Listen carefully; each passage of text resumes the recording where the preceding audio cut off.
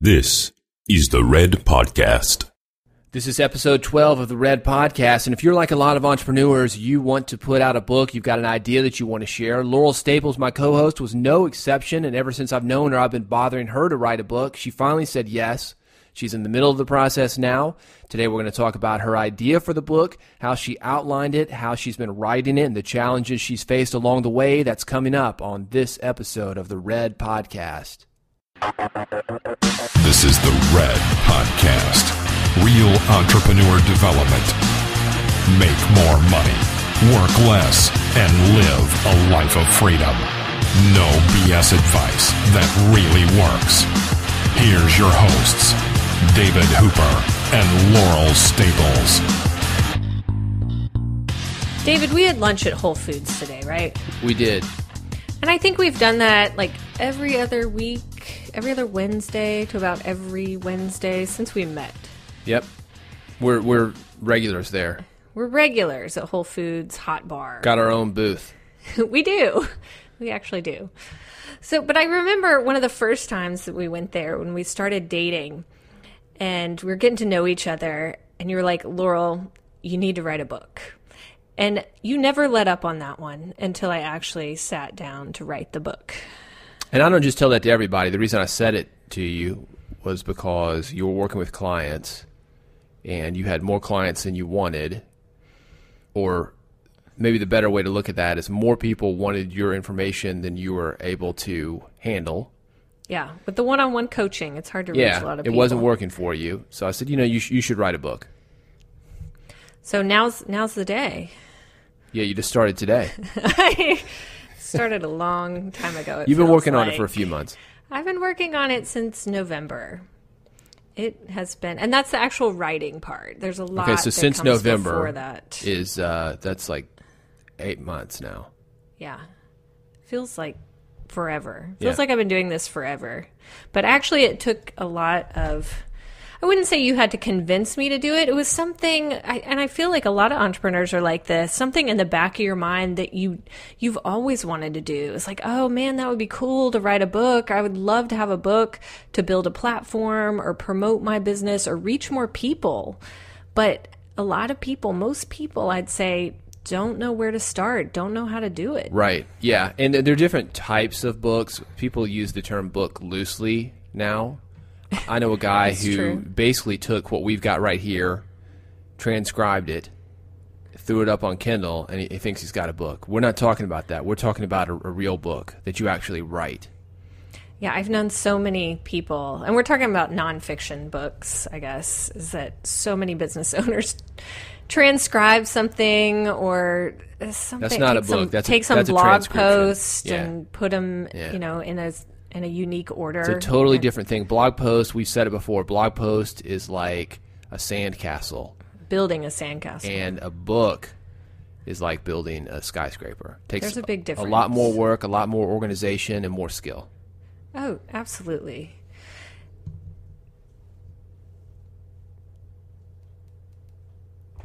Your turn. Oh, is it my turn? Is that how it's working? Okay, I'm trying to let you talk more. All right. Well, let's talk about solutions. Why don't we go into that? So what do people need to know, since a lot of people have the idea? And I think it's not that people necessarily want to write a book, but they've got an idea that they want to share. So let's talk about some things that would help somebody to write a book.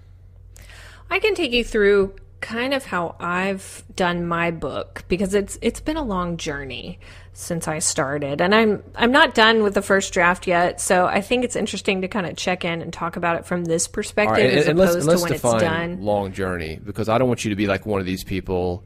I see these bloggers or these guys with businesses. Oh yeah, I suffered long and hard. It was a good 3 months before I started making money.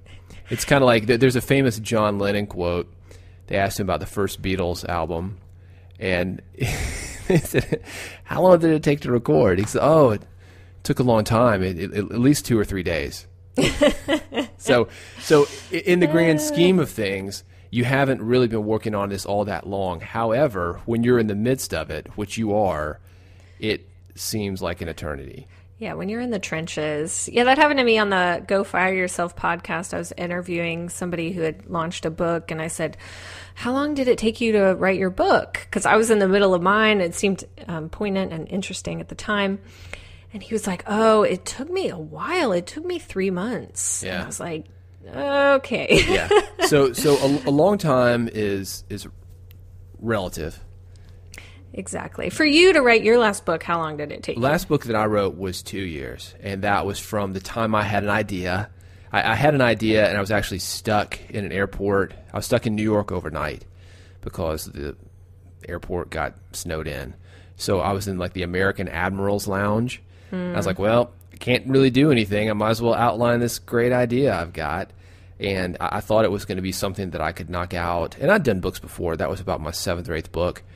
I thought it was going to be like a quick manifesto type thing, 60 days maybe, right?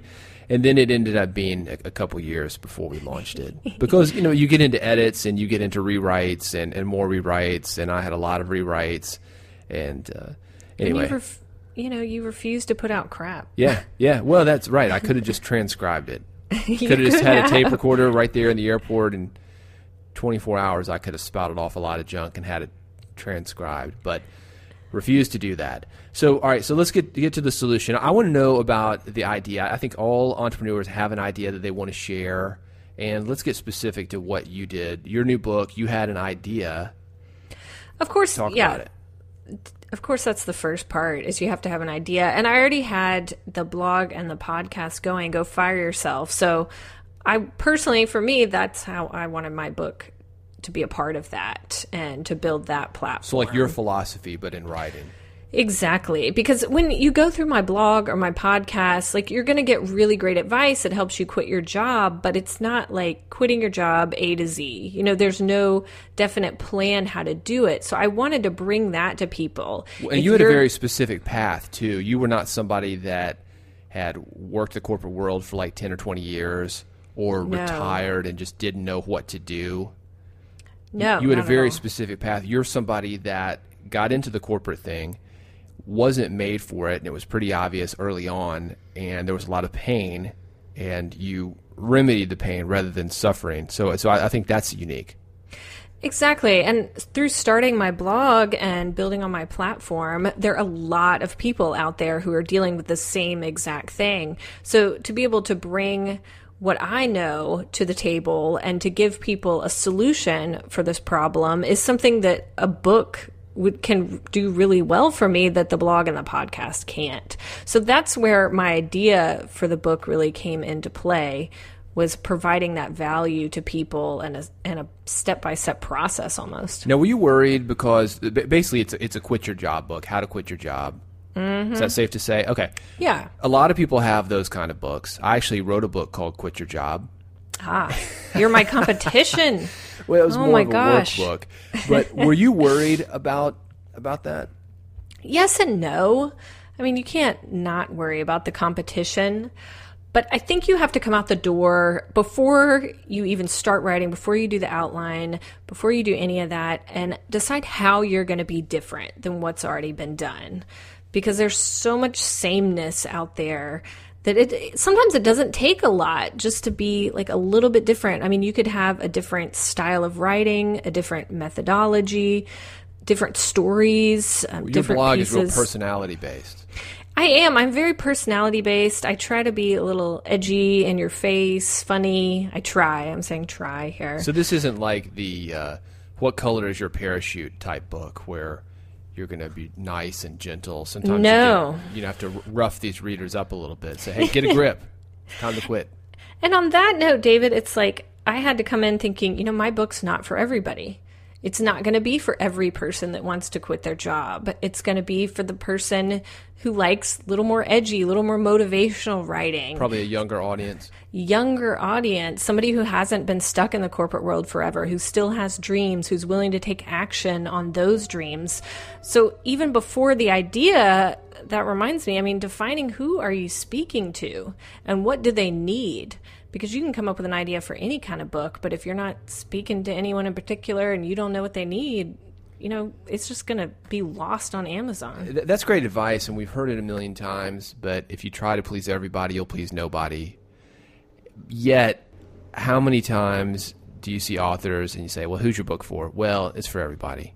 Musicians, hey, who would like your music? Well, it's anybody 8 to 80. Well, it's really not. And it's not anybody who likes good music, and it's not anybody who likes books.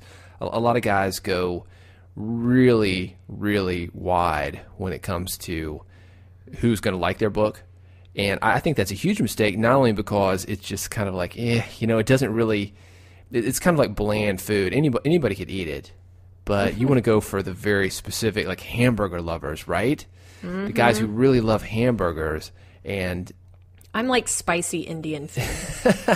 That's if you want some spicy Indian food, you come to me. Your stuff isn't for everybody. And not only does it really hit that vein, go for the jugular when people do get it, but it also makes marketing it easier because you're able to actually go out and reach out to those people a lot easier, knowing who they are, and not just saying everybody where you just throw up a billboard on the side of any highway USA. And for me, another thing that I did, I listed off methodology earlier, is that's something that I really wanted to come in strong with is, you said there are a lot of quit your job books out there, but when you come to go fire yourself, when you read what I've written, what is my methodology for getting you out of your job? Because it's not 4-hour work week. It's not how to quit working. It's not these different guys out there on Amazon. It's something different. And I think you have to come in with something that sets you apart. Did you get any advice? I mean, not from me. I gave you advice, or did I? You gave me lots of advice. I don't remember, but so talk about some of the advice that you got, because I think whenever you're doing a book, a lot of people come to you with advice. Probably not necessarily when you're asking for it, right? Advice, and what kind of advice? Well, did you get any advice that you'd like to share that has helped you with the process so far? Because right now, it's not like you've just started. I mean, I've already looked at one of the sections, and I think it was 55,000 words. Am I right about that? And that's just about a third of it. And not that the whole book is going to be that long, but you're writing big, and then you're narrowing it down, finding out what doesn't need to be in there. And maybe that's the advice, is don't edit yourself on the first draft. You can edit yourself later, get it all out there, find what's good. And then on the second draft, on the rewrite, that's the time to take things out. That is great advice that I did receive, and I'm very bad at. I'd like to edit myself as I go, which you don't get anywhere with that. But a piece of advice that I did receive, and it might have been from you, it might have been from these different blogs that I read, was come in with a really strong outline, like a detailed outline. Don't just say, oh, I want to write a book, and I'm going to open Microsoft Word, and I'm going to start typing. Like, you have, especially with nonfiction, you have to have a really detailed, strong outline. How detailed is your outline? Because let's say the book is going to be outline. Well, the book's going to be it's 3 big sections, and in the end, it's probably going to be 250 pages, maybe 300 pages. Sure. How long is the outline for that? I would say the outline right now is at least 12 pages. Okay, so you're going like every single, not every paragraph, but every maybe subsection. Yeah. So what I did was I broke my methodology down into, it has 3 big parts. That's like, phase 1, phase 2, phase 3. And then I took each of those parts and broke them down into the major chapters. So I have 15 chapters, including an intro. And then I broke each of those chapters down into smaller sections that I have outlined out. So my outline is very detailed, and I put in the outline like which stories I'm using in each different section, so I don't repeat stories, I don't repeat advice. Like, I list out everything so that I can look through it and I'd say, okay, this makes sense. This is a logical place to have this, and it just makes the process so much easier. Yeah, it's a logical progression. It's like starting in first grade and working yourself up through high school. You don't just start in junior high. And you've got to work those steps. It's stair-stepping people. And let me add this, Laurel. If you're looking for a really great outline, who I think does it best are the Dummies Guides. Oh, the yellow books. They take something very, very basic already, like learning eBay, let's say. And it's really interesting to see how they start you from square one and work you up till you're an eBay power seller selling a lot of stuff. So didn't you almost write